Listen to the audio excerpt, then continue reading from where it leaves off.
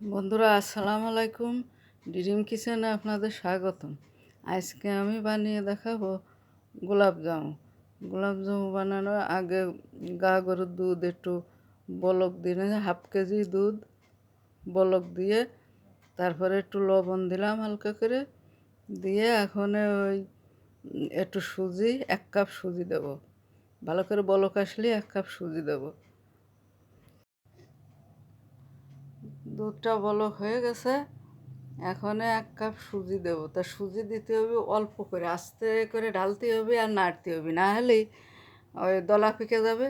এই কারণে আস্তে আস্তে করে সুজি দিতে হবে আর নাড়তে হবে, যাতে দলা পেকে না যায়। দলা পেকে গেলে মিষ্টিটা বানাতে খুব সমস্যা হয়। আস্তে আস্তে হয়ে যাবে এইভাবে নেড়ে নেড়ে, আস্তে আস্তে দেখেন সুন্দর হয়ে যাবে না। এইভাবে নাড়িয়ে যখন ওই পাতিলির সাথে লাগে ইয়ে যাবে না, আঠা আঠা হয়ে যাবে না, পাতিলির সাথে আর লাগবেন না, তখন উটোয় ফেলতে হবে, নামাই ফেলতে হবে। এই তো হয়ে এসেছে। এখন আমি এই মুথে নেবো, নামাইয়ে একটু ঠান্ডা করে তারপরে মুথে নেব সুন্দর করে। হ্যাঁ, পানি দেওয়া হয়ে গেছে তো। এখন ওই চিনি দেবো, দিয়ে চিনি শিরাটা বানিয়ে নেব সুন্দর করে। বানিয়ে নিয়ে তারপরে ওই পিঠেগুলো, ওই মিষ্টিগুলো ভেজে নেব। হ্যাঁ, চিনি দেওয়া হয়ে গেছে, এখন শিরাটা বানিয়ে নেব সুন্দর করে। নাড়িয়ে চিনিটা মিশিয়ে দিতে হবে, ভালো করে চিনিটা মিশিয়ে দিতে হবে। তারপরে আবার একটু ইলাচ ফল গুঁড়ো দিতে হবে। এই যে দিয়ে দিলাম ইলাচ ফল গুঁড়ো দিয়ে, ইলাচ ফল গুঁড়ো দিলে একটু ফ্লেভারটা ভালো আসে, এই কারণে ইলাচ ফলটা দিয়া। তা যাই হোক, এবার চলে আসছি হলো এসে মাখা সুজিটা মাখিয়ে নেব। একটু গুঁড়ো দুধ দিয়ে দিলাম, আর একটু দেব 1 চিমটি দেব হলো বেকিং পাউডার, 1 চিমটি দিয়ে ভালো করে এবার মথে নেব সুন্দর করে। মথে নিয়ে তারপরে বানাবো। এভাবে মথে নিলে জিনিসটা ভালো হয়, গুঁড়ো দুধ দিলে মিষ্টিটা খুব সুন্দর হয়।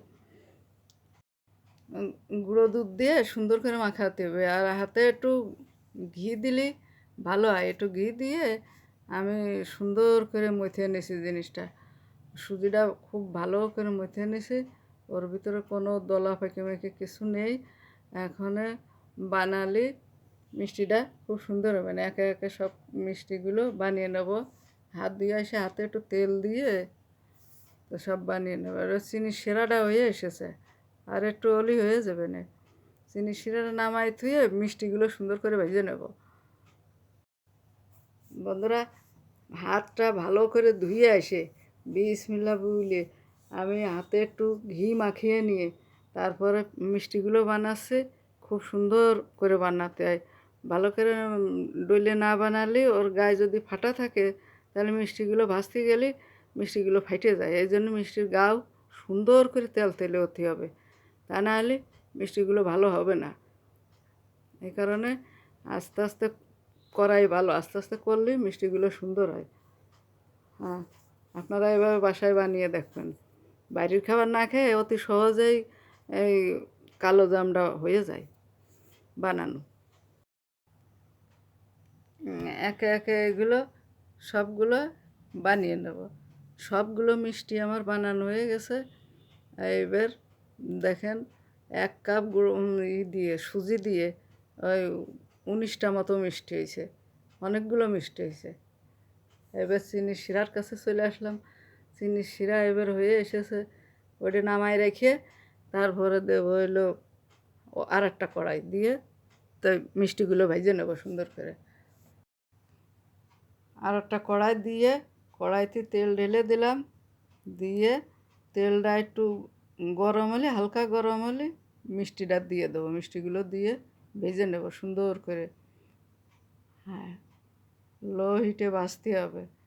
এই যে মিষ্টিগুলো এবারে দিয়ে দেবো, লো হিটে ভাজতে হবে, আস্তে আস্তে ভাজা হবে, তাহলে মিষ্টিগুলো সুন্দর হয়।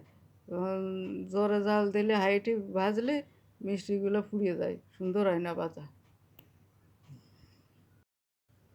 মিষ্টিগুলো ভাজা হয়ে গেছে, এখন একে একে সব মিষ্টিগুলো উঠিয়ে নেব। সুন্দর করে ভাজা হয়ে গেছে, কালো জামের আকৃতি চলে আইছে। এখন উঠিয়ে নিয়ে তারপরে আবার আর আর কিছু আছে, ওগুলো আবার দিয়ে দেব। আপনারা দেখতে থাকুন। এবার উঠিয়ে ফেলবো।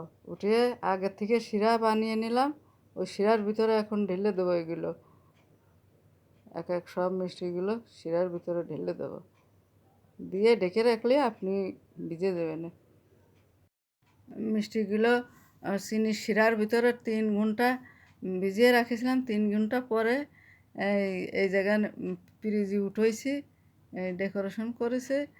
এখন একটা মিষ্টি কেটে দেখাবো, কত সুন্দর মিষ্টি হয়েছে মাশাল্লাহ। আমার এই রেসিপিটা যদি আপনাদের ভালো লেগে থাকে, আপনারা সাবস্ক্রাইব, লাইক, কমেন্ট, শেয়ার করে দেবেন। আপনারা সবাই ভালো থাকবেন, সুস্থ থাকবেন। আল্লাহ হাফেজ।